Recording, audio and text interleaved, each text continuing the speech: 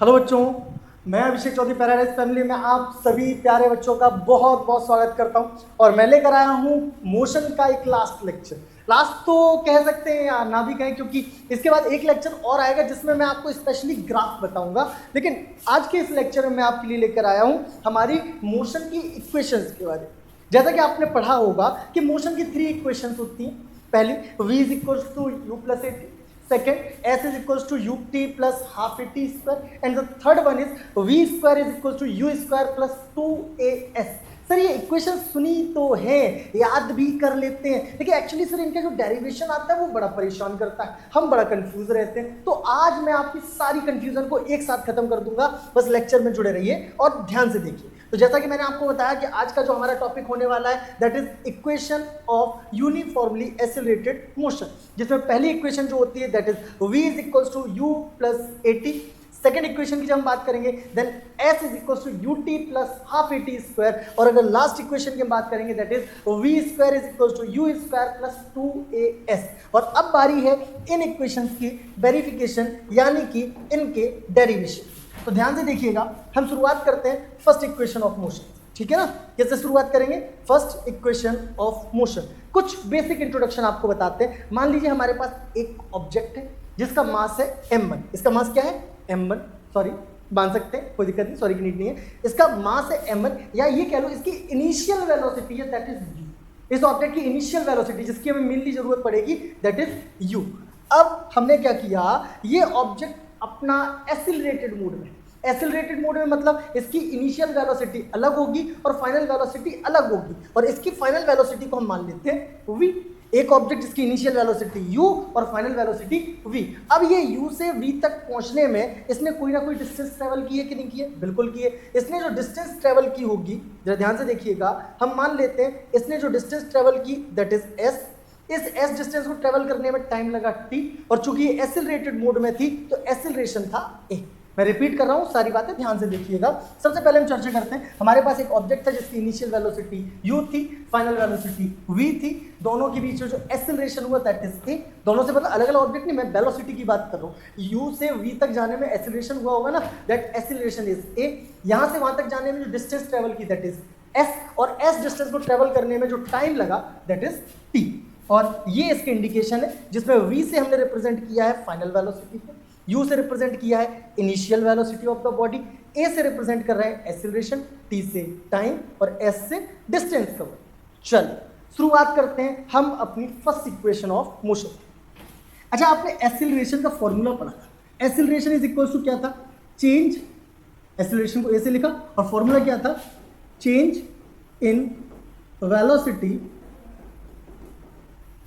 Upon time taken. Formula क्या था? Change in velocity upon time taken. अच्छा, change in velocity हम कैसे निकालते थे? Final velocity minus initial velocity upon time taken. ध्यान आया कि नहीं? तो a इज इक्वल टू हो जाएगा final velocity v, initial velocity u, time taken. ठीक, यहां तक कोई तकलीफ होनी तो नहीं चाहिए। हमने क्या किया, इस t को लात मार के दूसरी ओर भेज दिया, भाग गया यहाँ से। और आपको पता है जब ये यहाँ डिवाइड में है तो दूसरी ओर जाएगा तो इनटू में चला जाएगा, तो ये हो जाएगा at is equals to v minus u। at is equal to क्या हो जाएगा? v minus u। अब एक काम और करो, इस माइनस के u को और दूसरी ओर फेंक दो, तो आपको पता है माइनस वाला डिजिट जब इक्वल के दूसरी ओर जाएगा तो वो साइन चेंज हो जाएगा, माइनस वाला प्लस हो जाता है, प्लस वाला माइनस, तो u इधर आकर प्लस का हो जाएगा, तो u plus at is equal to v। यहाँ से निकल के आया तो v is equal to u plus at। और यही थी हमारी first equation of motion. Sir कैसे फाइंड आउट की? बता देता हूं। एक्सीलरेशन इज इक्वल टू क्या होता है? Change in velocity upon time taken. Change in velocity मतलब final velocity minus initial velocity. Final velocity को v से, इनिशियल वेलोसिटी को u से, चेंज निकल आएगा, टाइम से डिवाइड कर दिया, t का दूसरी ओर इनटू हो जाएगा, at is equal to v minus u, minus u को दूसरी ओर भेजा तो u plus at is equal to v, जिसको हम रिप्रेजेंट करेंगे v is equal to u plus at। और यही होती है हमारी first equation of motion. Clear हो जाएगा? कोई डाउट तो नहीं है ना? बहुत अच्छे से, अगर कोई भी डाउट है तो मेंशन कर देना कमेंट सेशन में, दोबारा बता दूंगा। चलिए शुरुआत करते हैं। इसके ठीक बाद हमारा next topic that is second equation of motion. अब किसके चर्चे आएंगे?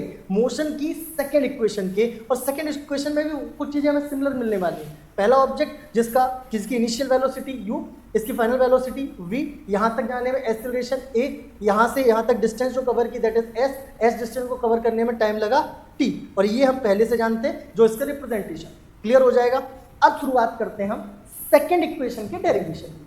दिमाग लगाइएगा, बहुत सिंपल है, ज़्यादा कुछ नहीं करना है, हम बस थोड़ा सा दिमाग लगाएंगे अपने आप।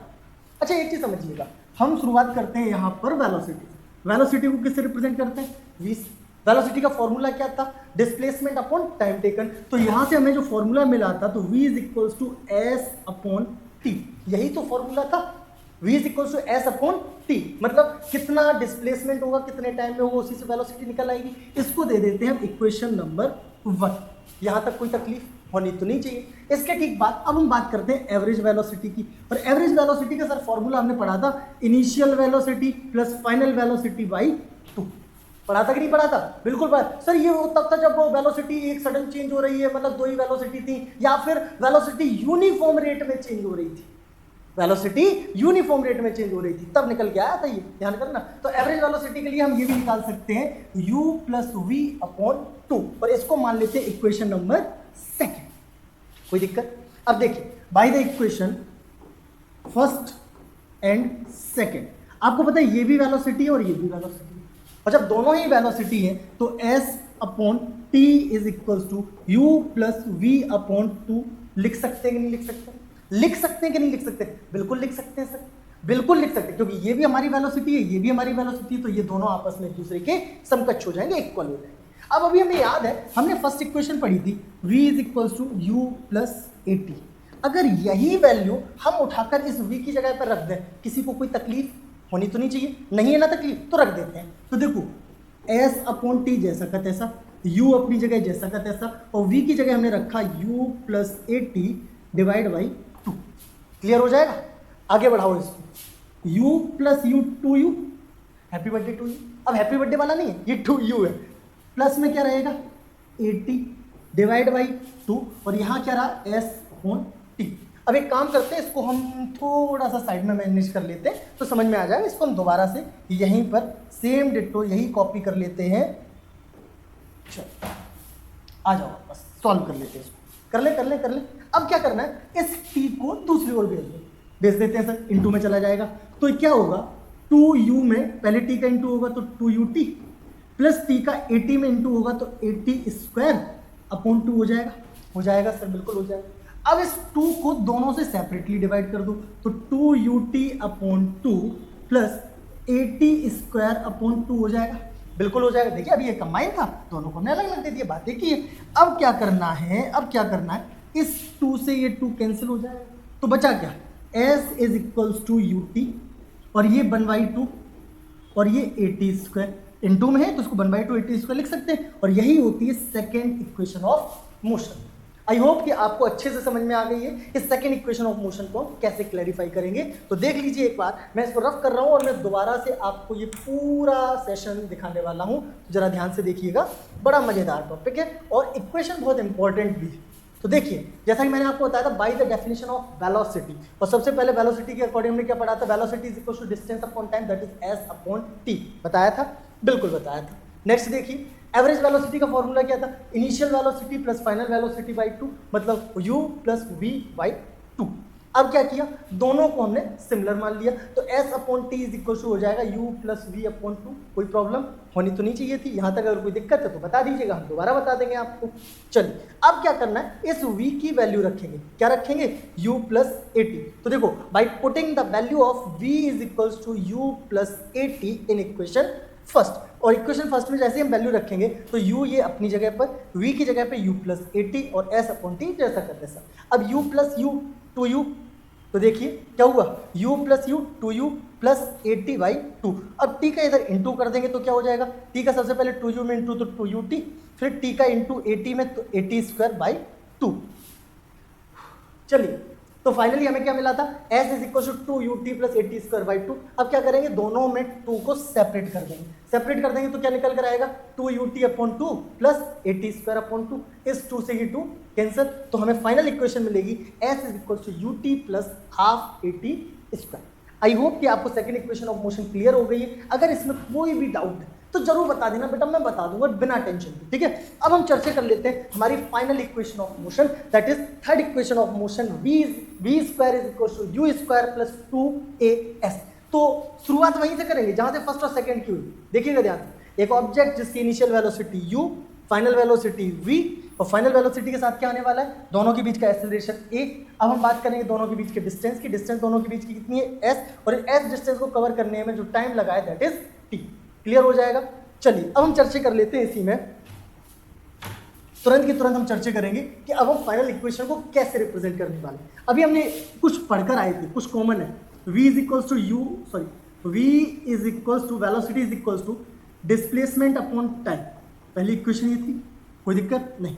दूसरी इक्वेशन कॉमन है सेकंड थर्ड में, वही हम लिख रहे हैं। हमने फिर निकाली थी एवरेज वेलोसिटी, जो था initial velocity plus final velocity upon 2, और यहाँ से इन दोनों को ऐड करके हमने इक्वेशन बना ली थी s upon t is equal to u plus v upon 2। ये देखिएगा, ये सेकंड इक्वेशन और थर्ड इक्वेशन में यहाँ तक कॉमन है, इसको दोबारा से इसीलिए हमने डिफाइन नहीं किया ज़्यादा डीप, यहाँ तक हम ऑलरेडी सेकंड इक्वेशन में पढ़ चुके थे। अब थोड़ा सा चेंज, जब सेकंड इक्वेशन कर रहे थे तो हमने v की वैल्यू लगाई थी u प्लस 80, अब वो वैल्यू नहीं लगानी, तो क्या करेंगे सर, अब t को पहले ही उधर भी, तो u प्लस वी बाई 2 और इन 2 में चला जाएगा t। अभी हमें एक चीज पता है, v is equals to u plus 80 पढ़ा था हमने, यहाँ से t की वैल्यू निकालो, तो u इधर आएगा तो माइनस का v माइनस यू, a इधर आएगा तो अपॉन में चला जाएगा इज इक्वल्स टू t। तो t की वैल्यू क्या निकल के आई, v minus you upon a, जो कि हम रखेंगे इस t की जगह पर, तो v प्लस यू अपॉन 2, और यहाँ पर हो जाएगा v minus you upon a। अब देखना देखना देखना, एक फॉर्मूला आपने पढ़ा होगा, a square minus b square is equal to a plus b, a minus b. पढ़ा है कि नहीं पढ़ा है? तो ध्यान से देखो, ध्यान से देखो, ए plus b, A plus b, a minus B, मतलब ए स्क्वायर माइनस बी स्क्वायर। तो इसकी जगह पर u प्लस बी और सॉरी v प्लस यू और v माइनस यू, तो इसको v square minus u square लिख सकते हैं, बिल्कुल लिख सकते हैं। अपॉन में 2 का a में इंटू होगा तो 2a is equals to s हो जाएगा कि नहीं हो जाएगा, बिल्कुल हो जाएगा। थोड़ी सी जगह ले लेते हैं साइड में, ठीक है ना, थोड़ी सी जगह, जैसे कि हम इसको यहीं पे मेंशन कर सकते हैं अभी, तो 2a का इधर इंटू होगा तो 2as is equals to v square minus u square. अब यू स्क्वायर को इधर भेज दो तो ये यू स्क्वायर पॉजिटिव हो जाएगा, u square plus 2as is equals to v square, और यही होती है थर्ड इक्वेशन ऑफ मोशन, जिसको हम लिखते हैं v square is equals to u square plus 2as। तो बच्चों यहाँ पर हमारी मोशन की तीनों इक्वेशन समाप्त हो जाती हैं। अगर तीनों में से किसी भी इक्वेशन में आपको डाउट है तो जरूर बता देना, मैं उसको डीपली दोबारा से समझा दूंगा और आपकी हर समस्या का समाधान करने की पूरी कोशिश करूंगा। मिलते हैं नेक्स्ट लेक्चर में जिसमें हम आपको ग्राफ पढ़ाएंगे। तब तक के लिए धन्यवाद, नमस्कार, जल्द मिलते हैं।